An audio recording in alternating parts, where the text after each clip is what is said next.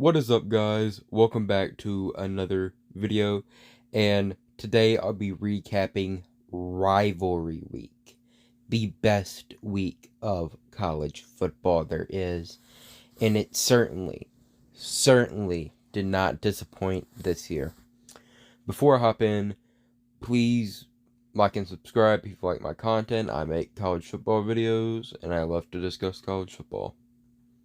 Let's hop right into the recap of the week.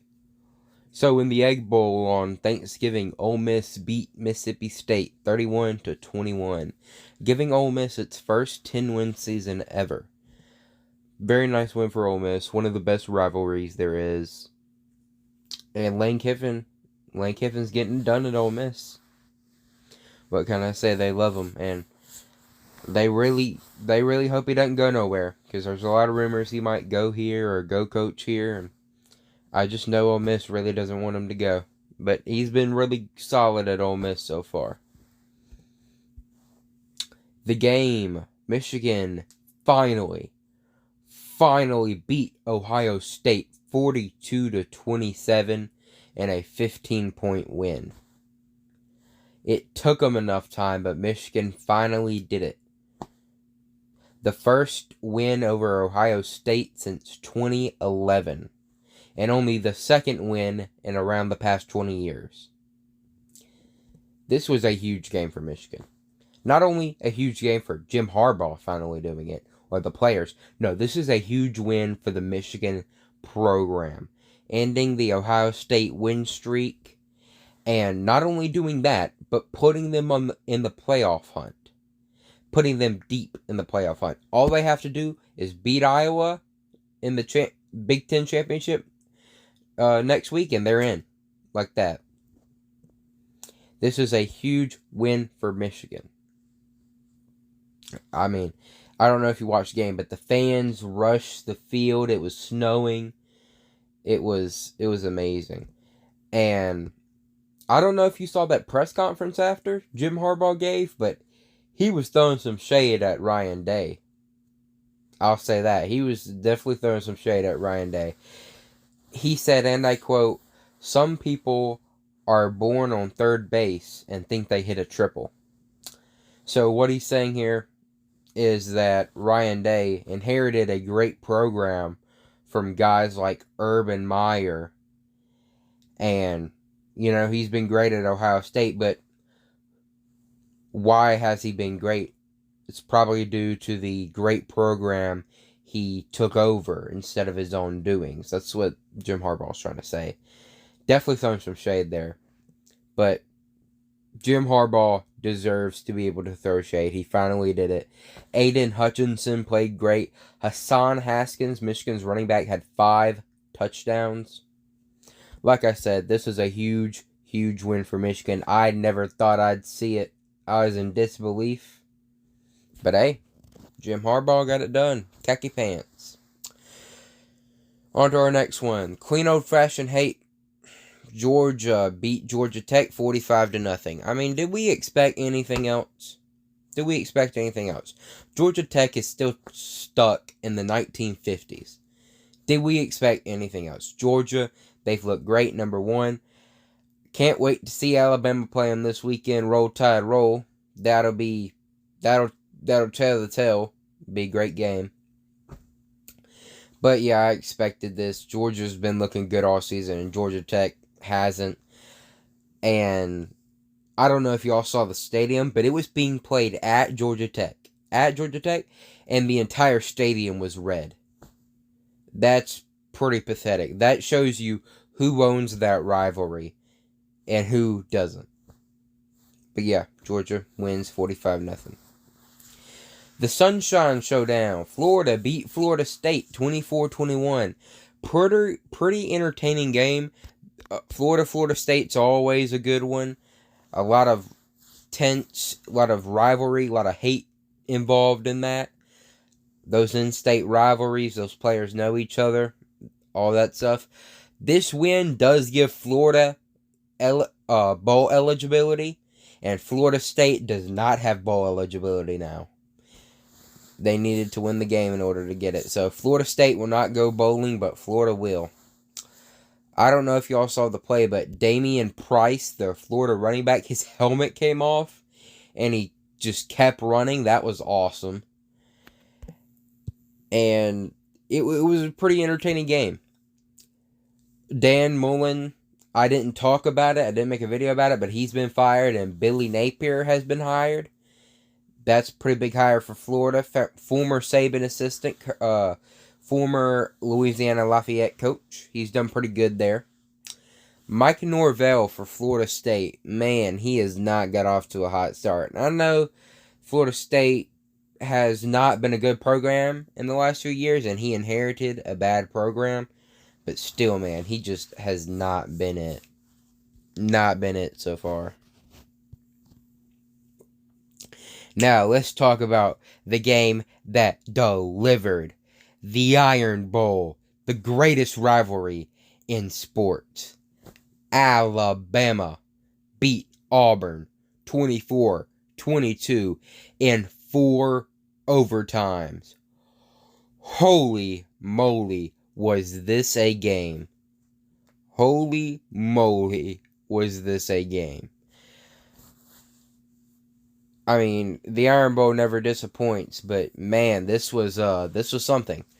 Bama's O-line, their offensive line played terrible. I mean, Bama excelled in a lot of categories, except for their offensive line. I mean, Bryce Young, he's been playing great, and I think he's a really good quarterback. So it wasn't like we're struggling with quarterback. We have very good skill position guys like John Mechie, Slade Bolden, and I know Jameson got injured, but we had Jameson too. Jameson Williams. We got a good running back. We always get, which a lot of them's been injured, but still we have a good running back. Alabama always does. And our defense surprised me. Our defense came to play Saturday in the Iron Bowl. Getting in the backfield, sacking the quarterback, putting pressure. Nice coverage for the most part. Our defense really stepped up to the plate, and if they didn't, we would have lost this game. Alabama wouldn't even had a shot to come back at the end. Alabama would have lost this game by a lot if it wasn't for defense stepping up to the plate. The only real problem Alabama had yesterday was mental mistakes and offensive line, and those are two, if not maybe the two most important things. I mean, Alabama was just getting beat on the trenches, abused in the trenches on the offensive side of the ball. I mean, guys in the backfield every play. It feels like there was one drive where we took 3 straight sacks or 3 straight tackles for a loss. It was bad. We got it right at the end, of course. We tightened up, but still. And, I mean, 11 penalties and 129 penalty yards. That's the most penalty yards, I think, in an Iron Bowl or in a Saban era. But hey, Alabama won at the end, didn't we? Bryce Young had his Heisman moment. Let me just set the scenario for you if you already forgot. Okay, 130 seconds or 1 minute 30 seconds, 97 seconds or 97-ish seconds. Okay. 99 yards. The punter placed him at the 1 yard line. He had to go 99 yards at Jordan Hare in front of 90,000 Auburn fans at Jordan Hare in the biggest rivalry in sports. 99 yards downfield, no timeouts. His starting running back was injured. His best wide receiver was sidelined. He was ejected. And Bryce Young went down and tied the game. And not only did he do that, he was clutch in overtime and ended up throwing the game-winning 2-point conversion. That right there is a Heisman moment. Now, while I love the Heisman, I would much rather we win the SEC championship. That's what I'm focused on right now. But that's that. But Bryce Young played great towards the end. Okay, enough Iron Bowl talk. Roll Tide roll. LSU, Texas A&M. While I was recovering from this Iron Bowl that nearly gave me a heart attack. LSU Texas A&M was going on. LSU beat Texas A&M 27-24 in Coach Orgeron's last game. Kind of sad, to be honest, because I'm going to miss Coach Orgeron's silly voice. That Cajun deep voice. You can't understand what he's talking about. Yeah, but Max Johnson, 20 seconds left, throws to the corner of the end zone, touchdown, LSU wins in Coach O's last game. Coach O said he's not going to coach in 2022 and that he is going down to Destin. So, there's that. But great game from LSU A&M. They usually do have great games. And then the Palmetto Bowl, Clemson embarrassed South Carolina 30-0. I said South Carolina would pull the upset. I was wrong. I'll admit it. Clemson embarrassed them. Still not going to an ACC championship, though. And then, last game of the day, Bedlam. Oklahoma State beat Oklahoma 37-33. Wow. This game. Caleb Williams gave it his all. I mean, the man tried to do as much as possible. I feel sorry for him. You could tell he was playing with heart and passion at the end. And he nearly put Oklahoma back in it. It was crazy to see his effort. Lincoln Riley, I'm making a video about this, so it's on the way. But Lincoln Riley to USC, I don't know if y'all heard that. I'm sure anyone who likes college football has heard it. But man, Lincoln Riley to USC, what a crazy hire. I did not expect it. I'll talk more about that in a video later. Mike Gundy getting a huge win here, puts Oklahoma State in playoff contention. And since Oklahoma's maybe joining the SEC as soon as next year, that might be the last Bedlam ever played at Oklahoma State or in the Big 12. So it was a big moment. Oklahoma State rushed the field. All that nice stuff. But here, that was my recap. Let's get into my top 10 after Rivalry Week. Honorable mention, at 11, honorable mention, I have the Ole Miss Rebels. Only losses are to Alabama and Auburn, and they have a win over Arkansas. And they just beat Mississippi State this past weekend. Number 10, Baylor. What do I have to say? They're playing for the Big 12 championship. They beat Oklahoma. They deserve number 10. Number 9, Michigan State. I know they lost to Ohio State by a lot, but they still beat Michigan. Michigan State's a solid team. Number 8, I have Ohio State. Man, they drop in my rankings. I had them at number 2. They drop all the way to number 8. I mean, I had to put Oregon ahead of them, so number 7, Oregon. They beat Ohio State head-to-head. They both had 2 losses. I had to. But here is where it gets really interesting.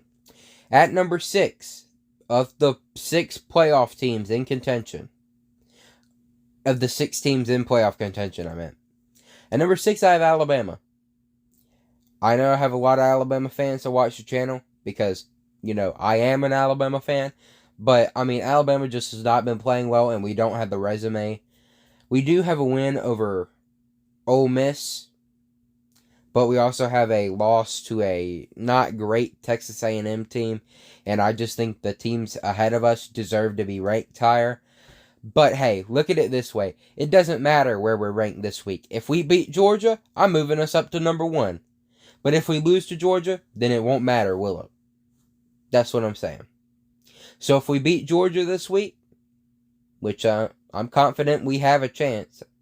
They're counting us out, but I'm very confident that if we come out and we play right, that we can beat Georgia. If we beat Georgia, number 1 like that. So, if you're mad I have Alabama too low, it'll sort itself out this weekend. Number 5, Oklahoma State with their big win versus Oklahoma last week. They'll play for the Big 12 championship this weekend versus Baylor, potentially getting in the college football playoff. Number 4, I have Notre Dame. I will say I made this top 10 before Brian Kelly left. If y'all haven't heard the news, Brian Kelly is leaving for LSU, which is another video I'm going to do. I mean, college football coaching is going through a whole thing right now. But number 4, Notre Dame, that'll change. If Oklahoma State wins this weekend, I'll move Oklahoma State ahead of Notre Dame. I think Notre Dame, in order to get more respect out of me, needs to play a conference championship. So these teams that'll get conference championships will go ahead of Notre Dame. But as of right now, I have Notre Dame at 4. At number 3, I have Cincinnati, undefeated. They've looked shaky at times, but still a very solid team. Number 3, Cincinnati. Number 2, Michigan. Man, what a big win over Ohio State, like I said a few minutes ago. And they deserve to make a huge jump to number 2. And number 1, pretty much all season since Alabama lost to A&M, it's number 1, Georgia. They've looked flawless this season so far, but the test will come. Is this the year Georgia can finally beat Bama? We'll see this weekend in the SEC Championship game. Well, thank you for watching. That was my recap and my top 10 after Rivalry Week. If you liked the video, please like, subscribe, and please comment. I read every single comment. I love to discuss college football. Thank you for watching. Peace.